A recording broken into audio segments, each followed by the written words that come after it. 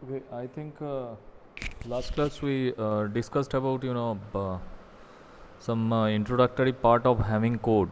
So regarding this Hamming code, anyone having any doubts, you can ask me, any one of you.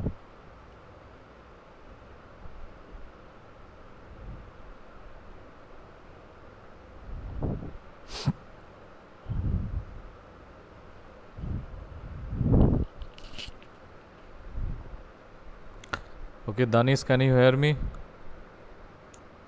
Yes sir. हाँ दानिश, आप check किए थे क्या पढ़ाए थे?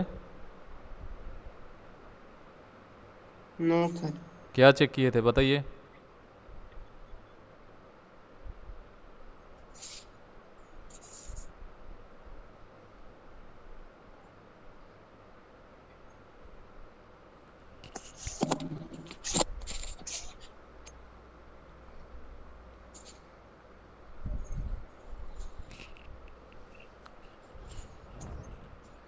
कोई बोल सकता है इससे पहले क्या हुआ था?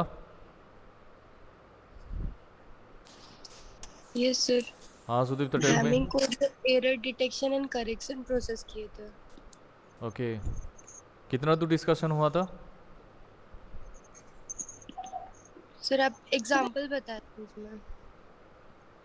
Okay, okay, let's start. So you see, in case of Hamming code, Danis, mute your microphone. Yes sir.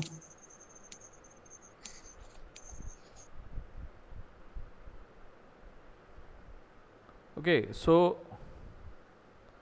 I think जो मेरे पास स्लाइड है, फ्रॉम दिस स्लाइड, ये जो हैमिंग कोड जो है error detection and correction process के लिए हम लोग इसको यूज़ करते हैं. We use this Hamming code in that particular purpose. But the thing is that different way पे आप इसको सॉल्यूशन कर सकते हो. ठीक है, दो तरीका आप लोग हम बोल देंगे, जो आपको इजी लगे आप उसको अप्लाई करो. Both are true, right? ठीक है, तो first according to this slide, इस स्लाइड में जैसे हैमिंग कोड को सॉल्व किया गया है and how to detect error and as well as how to rectify that particular error. ठीक है, तो अकॉर्डिंग टू दिस स्लाइड उसको हम लोग पहले चेक करेंगे, राइट? तो हैमिंग कोड में हम लोग क्या देखे थे, उसमें क्या होगा, जो बीट, जो डेटा, जो इंफॉर्मेशन और यू कैन से जो मैसेज आप सेंड करना चाह रहे हो, ठीक है, उस मैसेज के साथ वी जस्ट ऐड, या better you say about append, हम लोग क्या अपेंड करेंगे उस डेटा या मैसेज या इंफॉर्मेशन के साथ सम एक्स्ट्रा बीट, राइट? उस बीट को आप रिडंडेंट बीट कहो, और यहाँ पे हम लोग उसको क्या बोलेंगे, that is called actually parity bit. तो redundant bit, parity bit, original जो मैसेज है, ओरिजिनल जो इंफॉर्मेशन है उससे थोड़ा सा डिफरेंट है. डिफरेंट मतलब पैरिटी बीट या रिडंडेंट बीट जो है, टाइप तो आपका मेन मैसेज या इंफॉर्मेशन का जो बीट है उसी टाइप का ही होगा. But the thing is that message जब आपका सेंडर से रिसीवर तक जाता है, रिसीवर के पास जब वो टोटल मैसेज पहुंच जाएगा, वो कैलकुलेट क्या करेगा, वो वाला पार्ट छोड़ के, जस्ट लाइक रिडंडेंट बीट या पैरिटी बीट को आउट करके, कैंसिल आउट करके, बाकी जो मेन मैसेज है उसी को वो चेक करेगा, राइट? तो इसके लिए हम लोग different type of logic algo हम लोग अप्लाई किए. तो हैमिंग कोड में यहाँ पे जो अकॉर्डिंग टू द स्लाइड यहाँ पे जो किया गया है, एक एस्की कोड लिया गया है. ठीक है, एस्की कोड क्या है, यहाँ पे एक अल्फ़ाबेट y है, उसके हिसाब से उसका बाइनरी रिप्रेजेंटेशन क्या हो रहा है, 1011001. ठीक है, so if you count this message, if you count this bit, the total number of data word is 7, right? यहाँ पे देखिए जो है टोटल जो बीट होगा आपका 7 होगा. ठीक है, तो हम लोग इससे पहले एक छोटा सा इक्वेशन देखे थे, जो 2 to the power n, that means where n क्या होगा, आपका n का वैल्यू आपको बैठाना होगा 0 1 2 से लेके अप टू n तक. यू कैन जो n है उसका वैल्यू को आप वहाँ पे चेंज कर सकते हो, right. That is nothing but call हुआ 2 टू द पावर n, ठीक है। n का वैल्यू क्या होगा 0 से लेके आपका n तक। तो आप बोलोगे सर इससे क्या होगा, ये क्या डिफाइन करता है 2 to the power n? It defines what? It defines the parity bit position. Again I am telling you 2 to the power n equation defines the parity bit position, right? So यहाँ पे आप एक काम करो, इससे पहले क्लास में I think Sudipta ने एक क्वेश्चन पूछे थे, सर यहाँ पे मुझे कैसे पता चलेगा H1 से लेके H4 ताकि यहाँ पे पैरिटी बीट होगा या H1 H2 H3 होगा लाइक दिस, ठीक है। उसका एक इक्वेशन उस टाइम सॉल्यूशन एक डिफरेंट दिए थे। आज आप एक काम करो, इसका एक इजी सॉल्यूशन है, नॉर्मल सा बात है। आप अगर ये जो 7 बिट है, ठीक है, आप 7 बिट है, तो इस 7 बिट को आप क्या करो, 7 बिट को नॉर्मली आप अरेंज कर दो। 7 बिट का सीक्वेंस क्या होगा, माने इसका बीट पोजीशन क्या होगा। यहाँ से अगर आप 1 से लेके स्टार्ट करते हो, ठीक है, 1 से लेके यहाँ पे 7 तक रहेगा, राइट, 1 से लेके 7 तक रहेगा। तो इसके बाद क्या करेंगे हम लोग, नॉर्मल जो है पैरिटी बिट का पोजीशन के लिए we just put n equal to 0 1 2। So if you put n equal to 0 your value should be 1। That means 1 bit position में मेरा फास्ट पैरिटी या हैमिंग बीट जो है यहाँ पे उसको हम लोग प्लेस्ड करेंगे, राइट। उसके बाद next we put n equal to 1। n equal to 1 बिठाने से क्या होगा, the value 2 to the power n equal to nothing but 2। That means 2 जो पोजीशन है, इस पोजीशन में we just put our second Hamming bit या सेकेंड पैरिटी बीट, राइट। उसके बाद देखिए आप 2 स्क्वायर बैठाइएगा, स्क्वायर बैठाने से क्या होगा, 2 to the power 4, 2 square equal to 4। That means इस 4 बीट पोजीशन में we just put our next parity bit या Hamming bit which is defined as H3। यहाँ पे देखिए H3 बोल के इसको डिफाइन किया गया है, राइट। आपके पास कितना बीट है यार, आपके पास 7 बीट है, ठीक है ना। तो इसके बाद वाला बीट जो होगा क्या होगा, उसके बाद वाला जो बीट है देखिए यहाँ पे नॉर्मल जो है 2 टू द पावर क्या होगा 2 क्यूब। 2 क्यूब जो है 2 क्यूब मतलब 8 वैल्यू आ रहा है, ठीक है। 8 वैल्यू जो है, 8 वैल्यू ऑलरेडी आप क्या कर चुके हो, ऑलरेडी ये जो 3 पैरिटी बीट आपके पास आ चुका है, समझ में आ रहा है, ऑलरेडी 3 पैरिटी बीट आपके पास आ चुका है। तो ये 3 पैरिटी बीट के साथ अगर आप 7 को ऐड करते हो तो you will get what, you will gate 10 result, right. आपके पास 10 रिजल्ट आ रहा है। इट मीन्स 7 के बाद आपके पास क्या है, और भी 3 लोकेशन आपके पास आ चुका है ऑलरेडी। मेरा बात समझ में आ रहा है, यस और नो? पहले से यस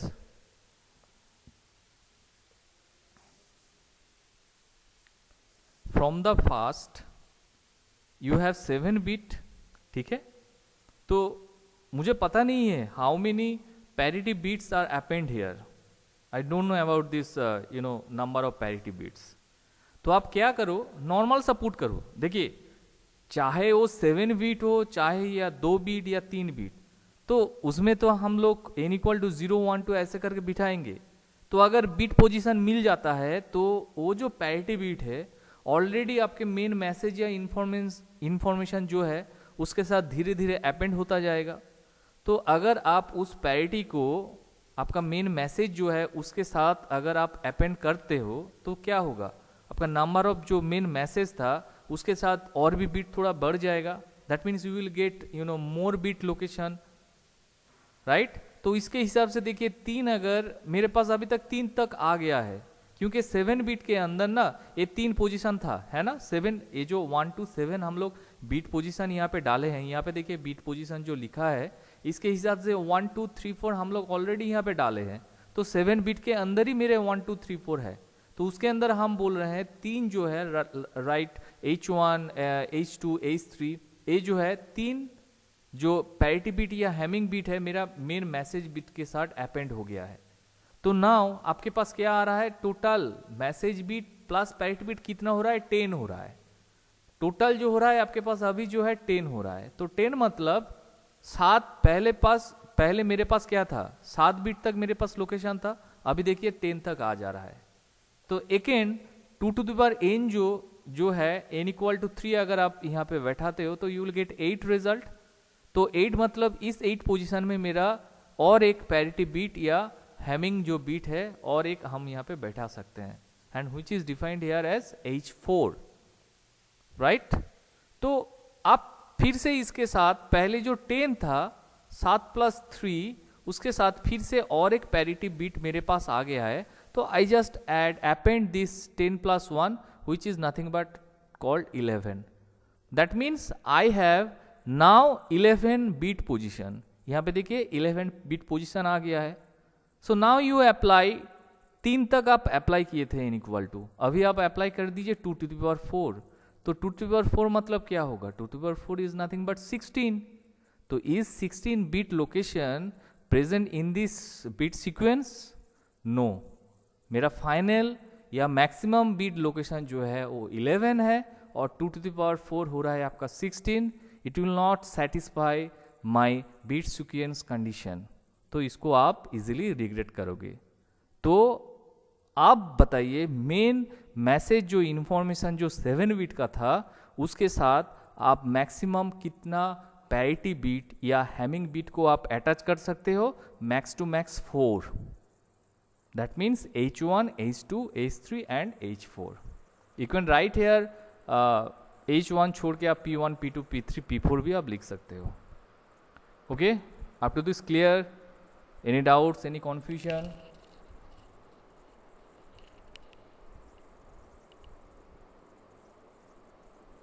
हेलो। Yes sir. हाँ सुन, तो क्लियर हुआ? Yes sir. ठीक है, और किसी को कुछ पूछना है? नहीं तो नेक्स्ट पार्ट में मूव करेंगे।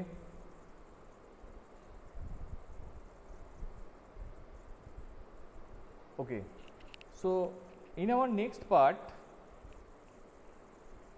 हम जो 2 टेक्निक बोलने वाले थे, तो 2 टेक्निक में up to this same to same ही होगा, लाइक दिस। ऐसे ही आपको बीट पोजीशन जो है सेम करना होगा, बट नेक्स्ट पार्ट जो डिफाइन करेंगे वो थोड़ा सा डिफरेंट होगा। पहले वाला बहुत इजी है, आई थिंक सब कोई पहले वाला जो सीक्वेंस है या टेक्निक है उसी को अप्लाई करते हैं।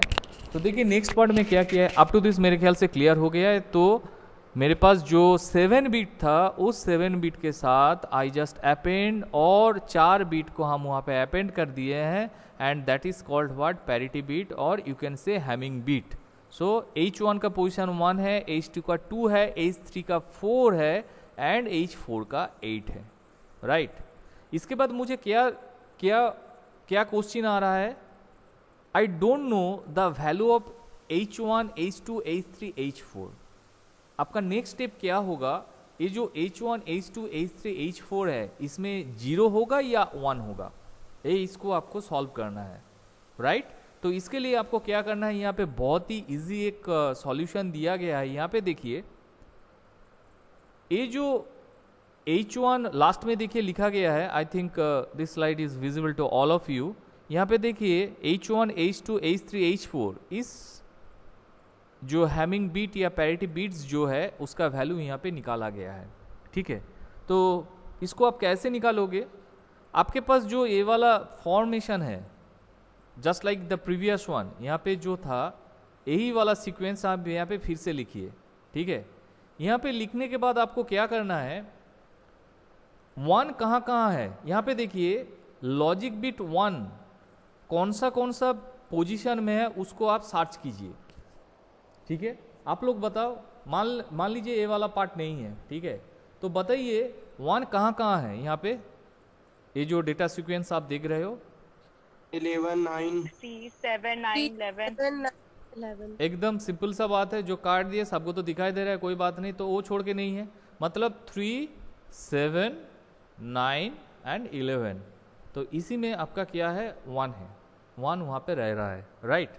तो आप क्या करो, लेफ्ट हैंड साइड में इक्वल टू का लेफ्ट हैंड साइड में आप वो सारा वैल्यू लिख लो, and this order that means decreasing order में आप ऐसे लिख लो, ठीक है, सॉरी इंक्रीजिंग ऑर्डर में 3, 7, 9, 11। पहले से यहाँ से आप काउंट कीजिएगा, 3 पे 1 है, 7 पे 1 पे 9 है और 11 पे 1 है। तो 3 का बाइनरी वैल्यू क्या है, जो आप पोजीशन लिखे, देखिए bit position is very very important, ठीक है, इसी के हिसाब से सारा कैलकुलेशन हो रहा है। तो आप 3 का बाइनरी वैल्यू डालिए, 7 का binary value same 9 and 11। I think सारा बाइनरी वैल्यू यही होगा। उसके बाद क्या है, आप टोटल ना एक क्या कर दो, आप जोर ऑपरेशन कर दो, ठीक है। हम लोग जो CRC में किए थे साइक्लिक रिडंडेंसी चेक में, यहाँ पे भी सेम कर दो, आप एक जोर ऑपरेशन डाल दो। जोर ऑपरेशन में क्या करना होगा, जोर ऑपरेशन में क्या होगा बताइए।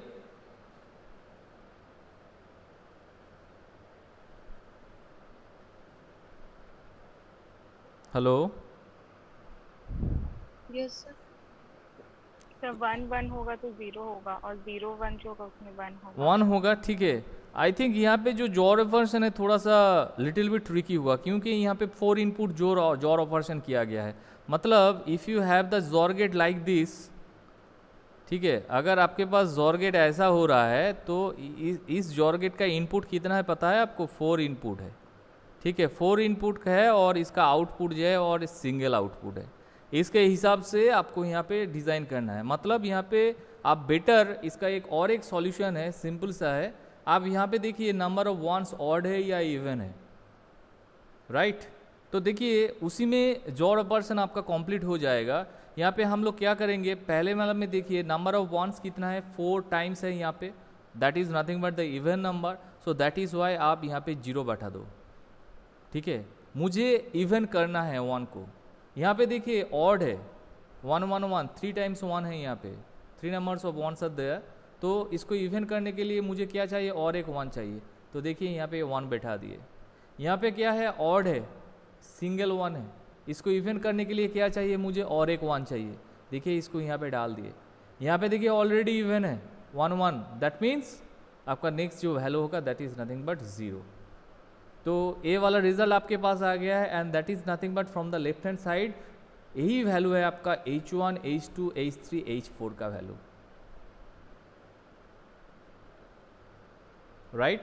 हम लोग जो LRC किए थे या जो वर्टिकल रिडंडेंसी चेक VRC किए थे, उसमें जैसे आप ऑड इवन 1 को जो कैलकुलेट किए थे, आप वो कैलकुलेशन यहाँ पे लगा सकते हो, ठीक है। तो उस हिसाब से आप देखिए, आप H1, H2, H3 and H4 जो वैल्यू है वो वैल्यू अभी आपके पास आ गया है, ठीक है। तो ये सारा वैल्यू को आप यहाँ पे पुट कर दो, ठीक है। जो वैल्यू मिला है दैट मीन्स H1 से लेके H4 सारा वैल्यू पुट करने के बाद you will get this type of data sequence, ठीक है।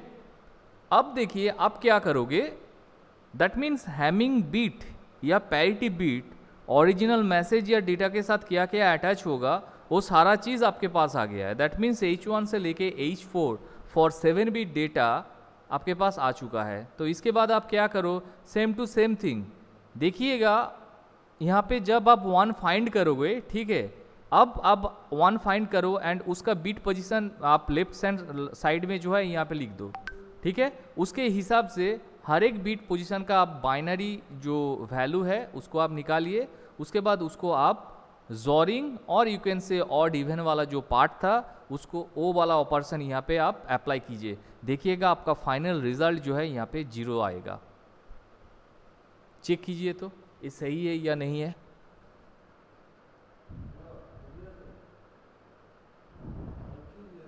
इज इट राइट और नॉट, या किसी को कोई कॉन्फ्यूजन है।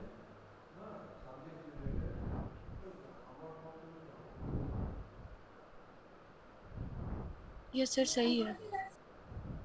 ओके, सो अब देखिए ए वाला बीट, अगर आप ए वाला मैसेज या इंफॉर्मेशन अगर आप सेंडर से रिसीवर तक सेंड करते हो एंड रिसीवर के साथ पास अगर ए वाला बीट सीक्वेंस आता है तो रिसीवर समझ जाएगा मेरे पास कोई एरर नहीं है। यहाँ पे हम लोग हैमिंग कोड का लॉजिक लगाए हैं एंड उस लॉजिक से हिसाब से जो रिसीवर सेक्शन में जो मैसेज या इन्फॉर्मेशन आ रहा है टोटली एरर फ्री है, इससे पता चल जाएगा। बट मेरा मेन टारगेट क्या है, मैक्सिमम केस में एरनियस डेटा आएगा, उस एरनियस डेटा को आपको रिकवर करना होगा, उस एरनियस डेटा को आपको रेक्टिफाई करना होगा। That is our main target. ये तो एरर फ्री हो गया है, मतलब रिसीवर अगर चेक करेगा ऐसे चेक करेगा जो 1 1 कहाँ पे है, उसको हम क्या करेंगे, ऑड इवन या टोटल जोड़िंग ऑपरेशन कर देंगे। उस हिसाब से अगर फाइनल रिजल्ट मेरा 0 0 आया, दैट मीन्स पूरा एरर फ्री है। मान लेते हैं मेरे पास जो डेटा मतलब रिसीवर सेक्शन में जो डेटा आया है that is nothing but erroneous data, और एरोनियस डेटा कहाँ पे है, मानते हैं। आप कैसे ढूंढोगे एरोनियस डेटा? देखिए यहाँ पे आप देखो, पहले से यहाँ पे एक्चुअली बोल दिया गया है आपके पास। सपोज ये जो 9 बिट है, ठीक है, ये जो 9 बिट है, इस 9 बिट पोजीशन में पहले देखिए 9 बिट में क्या वैल्यू था, 9 बिट में 1 था, ठीक है। अभी आप क्या करो, इसको आप 0 कर दो, इस बिट वैल्यू को आप 0 कर दो। माने हम लोग एज्यूम कर रहे हैं रिसीवर सेक्शन में जो डेटा आया है एरोनियस डेटा है, तो हम लोग चेक करेंगे whether that particular receiver can detect that particular bit error position, error bit position। मेरे पास रिसीवर जो है वो क्या उस जहाँ पे एरर हो रहा है उस एरर पोजीशन को क्या डिटेक्ट कर पाएगा, ठीक है। तो आप लोग एक काम कीजिए, हम लोग नेक्स्ट वाला स्लाइड में नहीं जाएंगे, तो इसको आप यहाँ से निकाल दीजिए। 9 में तो नहीं है कि नहीं, अभी तो 9 पे 0 वैल्यू आ गया है ना, 9 = 0, तो इसको हम यहाँ से काट देते हैं, ठीक है, इसको आप यहाँ से काट दो, राइट। अब बताइए यहाँ पे मन रिजल्टेंट वैल्यू क्या आएगा? 1 1 1 1। यस, एक्सक्यूज मी, 1 तो आएगा यहाँ पे 1 0 एकदम, उसके बाद 1 0 1 1001 1001, वेरी गुड, 1001। इसको काट दीजिए, 4 1 थोड़ी आएगा यहाँ पे, ये तो इवन ही हो रहा है। बाकी सब ए वाला लाइन को काट दिए। What is the decimal value of 1001? 9। That means 9 जो लोकेशन है, इस लोकेशन में एरर है। सर 11 ना 1 0 1 1। यस, एक्सक्यूज मी, कैसे? 1 0 0 1। 1 0 Nine. 0, सॉरी सर, ठीक है। आप लोग sir I please, thought you are saying 1 0 1 1। no no no, that is actually 1001, okay, you can check it, right? Yes, sir. So Yes, sir, yes, sir. so you see what is our whatever my final result is, if I convert that particular binary into decimal value, and this value is nothing but my bit position, so it will you actually show me that in this 9 position there is an error, है ना। हम लोग तो उसी को change किए थे। चलिए और एक एग्जांपल लेते हैं। आप एक काम कर दो, ये जो नंबर 3 है, इस नंबर, क्योंकि बाकी को तो आप चेंज नहीं कर सकते हो ना। देखिए पैरिटी, जो हम लोग तो पैरिटी यहाँ पे जनरेट किए हैं, ये तो पैरिटी बिट को हम जनरेट किए, तो पैरिटी बिट को हम चेंज नहीं करेंगे। जैसे देखिए ऐसे यहाँ पे जो कलर जो चेंज है, इसको हम चेंज नहीं करेंगे, हम चेंज करेंगे डेटा को चेंज करेंगे। तो एरोनियस डेटा आएगा उस डेटा फॉर्मेट में ही आएगा, क्योंकि पैरिटी बिट को हम लोग जनरेट कर रहे हैं, राइट। तो पैरिटी बिट में कोई एरर नहीं आएगा, नॉर्मली जनरेट होगा, यहाँ पे एरर आएगा, ठीक है। इसी हिसाब से यहाँ पे कैलकुलेट किया गया है। तो मानते हैं, मान लीजिए 3 बिट का जो 1 है उसको आप चेंज कर देते हो 0 पे, ठीक है। तो आप क्या करो, 3 बिट जो है इसको आप काट दो। अब बताइए यहाँ का रिजल्ट क्या होगा? 0 0 1 1 0 1 1 0 0 0 0 1 1 0 0 1 1, राइट। भाई हम उधर से बोल रहे हैं। व्हाट इज द, अच्छा ठीक है, what is the value, decimal value of this 0 0 1 1? 3। 3। सो देखिए 3 बिट का वैल्यू जो है चेंज हुआ था, राइट। तो आप एक काम कीजिएगा, यहाँ पे अगर वैल्यू चेंज हुआ है, हम लोग तो बाइनरी लेके काम कर रहे हैं, तो अगर यहाँ पे 0 होता है, अगर आपको बोला जाता है you just rectify that particular error, ऐसे नहीं बोला जाए, क्योंकि सबको पता है अगर इस बिट पोजीशन में हम 0 बैठाते हैं तो इसका रेक्टिफिकेशन क्या होगा, इसको आप 1 कर दोगे। 0 1 छोड़ के तो कोई नंबर नहीं है ना। यहाँ पे तो हम लोग बाइनरी फॉर्मेशन लेके काम कर रहे हैं, बाइनरी नंबर लेके काम कर रहे हैं। तो using this Hamming code, using this Hamming logic, आप देखिए आप कोई भी बिट पोजीशन में अगर बिट जो है एरर आता है, ठीक है, उसको आप इजीली डिटेक्ट कर सकते हो, एंड डिटेक्ट करने के बाद आप उसको रेक्टिफाई कर दीजिए। ठीक है, किसी को कन्फ्यूजन? इजी है या बहुत टफ है, बताइए। सर इजी है। ठीक है, देखिए कैसा लॉजिक है। हम सिर्फ कुछ पैरिटी बिट का कैलकुलेशन करके रिसीवर सेक्शन में जब वही टोटल मैसेज सीक्वेंस आ रहा है, थोड़ा सा कैलकुलेशन करके ऑड इवन जो है इसमें कोई derivation integration nothing is there, सिर्फ हम लोग चेक करेंगे, सिर्फ देखेंगे वहाँ पे ऑड वन है या इवन नंबर ऑफ वंस है। ठीक है, इसी हिसाब से कैलकुलेट करके आप देखिए जितना बड़ा बीट सीक्वेंस हो आप इजीली आप रिसीवर सेक्शन में बैठ के आप बोल दोगे इस बीट पोजीशन में एरर है, right. So this is the beauty of Hamming code. And Hamming code जो है नॉर्मली बहुत प्लेस में जो है यही माने एरर डिटेक्शन और करेक्शन मेथड में हैमिंग कोड ही हम लोग ज़्यादातर यूज़ करते हैं। ठीक है, और एक जो टेक्निक है आई थिंक वो थोड़ा बिट कॉम्प्लेक्स है। ठीक है, अगर आप लोग चाहते हो तो उसको भी हम डिस्कस कर देंगे, उसको आपको याद रखना होगा। ठीक है, उसमें क्या किया गया है आप तो दिस क्लियर, पहले बताइए ये वाला सिंपल टेक्निक समझ में आया कि नहीं आया? Yes sir. Yes sir. तो नॉर्मली हैमिंग कोड में क्वेश्चन कैसे आता है, नॉर्मली एक कोड आपको दिया जाएगा, ओरिजिनल मैसेज आपको दिया जाएगा, मान लीजिए दिस वन। ठीक है, ऐसा कुछ 7 बिट आपको दिया जाएगा। यहाँ से क्वेश्चन आएगा 2 पार्ट में। हो सकता है आपको बोला जाए ये जो 7 बिट है इस 7 बिट के साथ आप हैमिंग बिट क्या क्या अटैच करोगे या अपेंड करोगे, इस हिसाब से क्वेश्चन आ सकता है, राइट। तो एक क्वेश्चन अगर आता है तो आप 7 बिट के अंदर H1 से लेके H4 जो है, ठीक है, उस पैरिटी बिट अटैच करके उस H1 से लेके H4 का वैल्यू क्या होगा उसको आप बोल दो, उसके हिसाब से हो जाएगा। ठीक है, और एक क्वेश्चन आ सकता है using Hamming code you have to detect एक मैसेज, रॉन्ग मैसेज, मतलब रिसीवर सेक्शन में आपको एक रॉन्ग डेटा आपके पास आएगा। ठीक है, रॉन्ग डेटा मतलब मान लीजिए ए डेटा सीक्वेंस आपके पास आ जाएगा, सॉरी ए जो डेटा सेक्शन है ऐसा कुछ डेटा सीक्वेंस आपको दिया जाएगा, मान लीजिए यही वाला 11 डेटा सीक्वेंस आपको दिया जाएगा।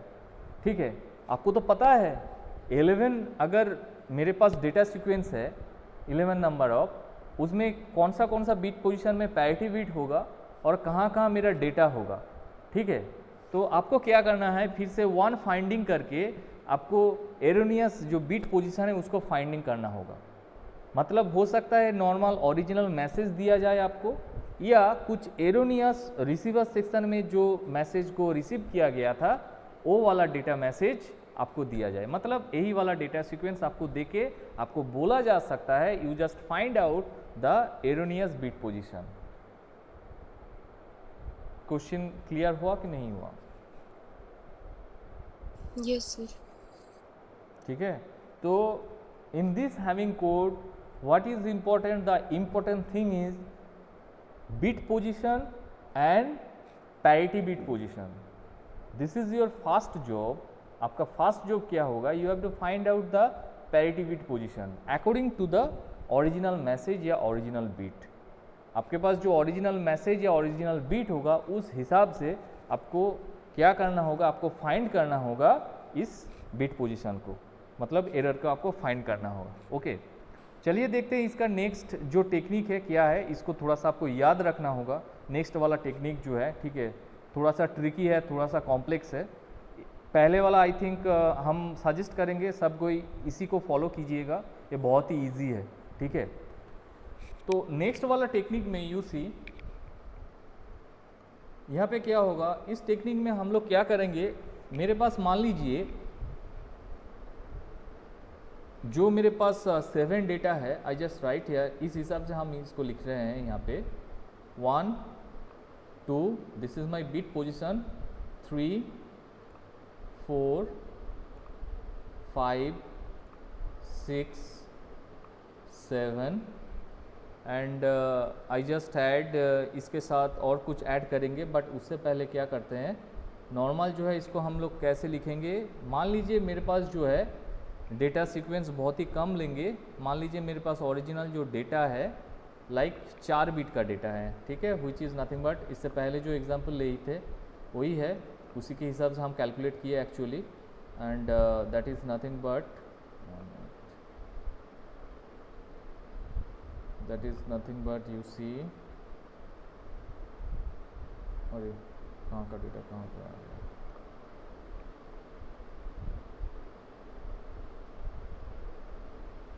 ओके, वो जो है एक्चुअली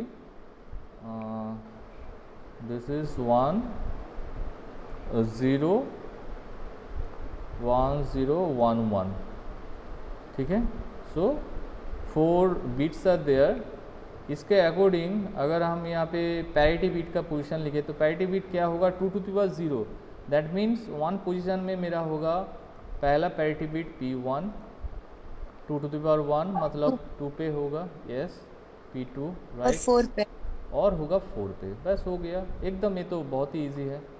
इसको हम लोग क्या बोलेंगे, इसको हम लोग बोलेंगे P4, ठीक है, P stands for parity, and उसके बाद जो यहाँ पे सफिक्स लिया गया है that is nothing but particular bit position, ठीक है, एंड ये जो 3 है इसको आप डिफाइन करोगे D3 मतलब data bit position 3, data bit position 5, and same to same D6, and last but not the least that is called D7, right. ये हुआ मेरा एक जनरलाइज फॉर्मेट, इसको आप एक जनरलाइज फॉर्मेट बोल के आप डिफाइन कर सकते हो, राइट। तो यहाँ पे क्या है, यहाँ पे आपको याद रखना होगा ये जो P1 है ना, P1 डिपेंड्स ऑन, P1 किसके ऊपर डिपेंड करता है, P1 एक्चुअली डिपेंड करता है D3 D5 D3 D5 and D7, D3 D5 and D7, right, and P2 depends on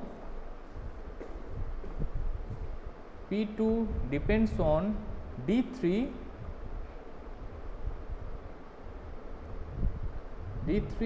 D6 and D7, ठीक है। यहाँ पे बोला ही जा रहा है P2 किसके ऊपर डिपेंड करेगा, D3 D6 D7, and P4 जो है P4 डिपेंड करता है D5 D6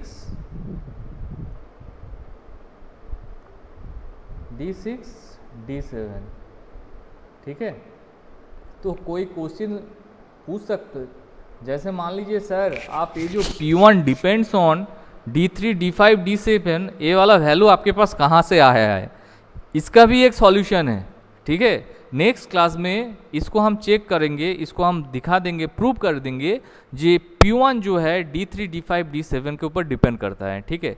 तो पहले तो क्योंकि देखिए अगर P1 P2 P4 पता चल गया है, अगर आपको आई डोंट नो अबाउट P8, देखिए ऐसा तो इतना सारा तो माने मेमोरी पे स्टोर करना तो इतना पॉसिबल नहीं है ना, क्योंकि नॉर्मली स्टूडेंट लोग जो हैं उन लोगों का मेमोरी पे व्हाट्सएप फेसबुक ये सब वगैरह बहुत ज़्यादा रहता है, तो ये वाला नहीं रहेगा। तो इससे क्या होगा, इसका एक जनरलाइज फॉर्मेशन है, इसको आपको कैलकुलेट करना होगा, ठीक है।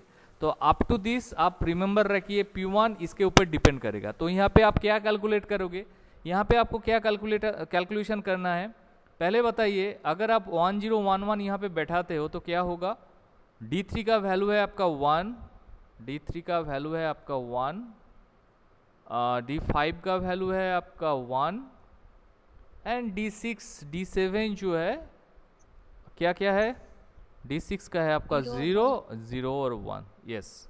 तो अब बताइए P1 जो है, अभी P1 का वैल्यू यहाँ पे क्या होगा, P1 डिपेंड करता है D3 D5 D7, तो आप यहाँ पे डाल दो D3 D5 D7 क्या है आपका 1, ऐसे लिखेंगे 1, D5 1 और D7 क्या है 1, राइट। तो ये क्या है, ऑड है या इवन है, वही कैलकुलेशन कर रहे हैं बट थोड़ा सा अलग से। ये क्या है, ऑड है या इवन है, ऑड नंबर है, तो P1 को मुझे क्या करना है, P1 को मुझे इवन करना है, तो नाउ P1 क्या होगा 1 हो जाएगा, क्योंकि 1 करने से 3 4 हो जाएगा, and 4 is nothing but the even number. Same to same P2 किसके ऊपर डिपेंड करता है, D3, D6, D7, तो उसका वैल्यू यहाँ पे डाल दीजिए आप। D3 क्या है, 1 है, 1 0 1 I think, right. This is nothing but the P2 and यहाँ पे नंबर ऑफ वंस देखिए ऑड है या इवन है, इवन है, तो दैट इज वाई P2 जो है ये क्या होगा आपका 0 होगा, राइट। P4 क्या है, यस आप लोग बताइए P4 क्या होगा, D5, D6, D7 के ऊपर डिपेंड करेगा, तो इसका वैल्यू है यहीं से पता चल जा रहा है 101 है, तो अगेन क्या होगा P4 क्या होगा 0 होगा। तो नाउ देखिए आप P1 P2 मतलब पैरिटी बिट मेरे पास जितना था वो सारा वैल्यू हम लोग सर्च किए, हम लोग के पास आंसर आ चुका है। सो नाउ आप यहाँ पे क्या करोगे, पैरिटी वैल्यू को आप क्या करोगे, आप यहाँ पे पुट कर दो, ठीक है, राइट। Yes sir. ओके, उसके बाद जो पार्ट है, आज तो अभी टाइम नहीं है, इसके बाद वाला क्लास में। अब देखिए उसके बाद जो अगर पैरिटी बिट आपके पास आ चुका है तो आप नेक्स्ट जो कैलकुलेशन है उस हिसाब से आप कीजिए, आप उस हिसाब से कर सकते हो, ठीक है।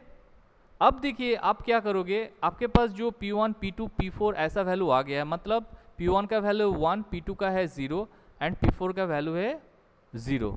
तो मान लीजिए आपके पास P4 का जो वैल्यू है, मानते हैं लॉजिक है, यहाँ पे हम लोग क्या कर रहे हैं, पैरिटी बीट का पोजीशन को 0 कर देते हैं, 1 कर देते हैं, ठीक है, मतलब ये वाला बीट यहाँ पे चेंज हो गया है, ठीक है। तो अगर आप इसको चेंज कर देते हो, P4 का वैल्यू जो है इसको आप चेंज करते हो, तो नॉर्मली क्या है, वैल्यू क्या हो जा रहा है 101, वैल्यू क्या हो जा रहा है 101, ठीक है। तो 101 जो है इसको अगर आप बाइनरी पे कन्वर्ट करते हो, सॉरी डेसिमल में कन्वर्ट करते हो, तो क्या वैल्यू आएगा, इसका वैल्यू आएगा आपका 5, ठीक है। तो आप देखोगे 5 जो बिट पोजीशन है उस 5 बिट पोजीशन में कुछ ना कुछ एरर आएगा, ठीक है। तो अब देखिए नेक्स्ट क्लास में हम लोग डिस्कस करेंगे ये जो P1 depends on D3, D5, D7 ये कैलकुलेशन वाला ये रिजल्ट कैसे आया है, नेक्स्ट क्लास में we will discuss about this part, ठीक है। और रिगार्डिंग दिस हैमिंग कोड हम लोग और भी कुछ न्यूमेरिकल भी सॉल्व करेंगे, ठीक है। चलिए, thank you today up to this, thank you all. Thank you sir. Thank you sir. Thank you.